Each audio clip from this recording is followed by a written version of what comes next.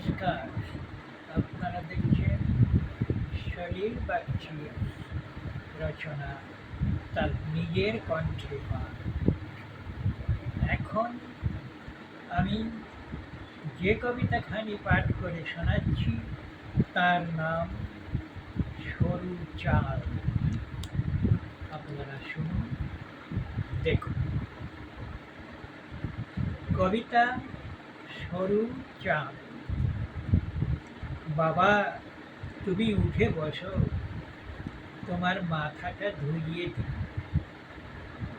আমাকে যে বেরোতে হবে, দুপুর গড়িয়ে গেছে, বড্ড দেরি হয়ে গেল। ভাতটা সেদ্ধ হতে দেরি হচ্ছে। পাতা দুটো বুঝে দিই উনুনে। তুমি উঠে বসো বাবা।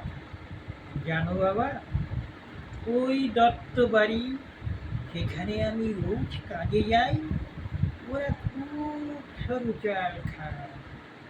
ভাত তাড়াতাড়ি হয়ে যায়। আমাদের কি যে কপাল, মোটাই জোটে না।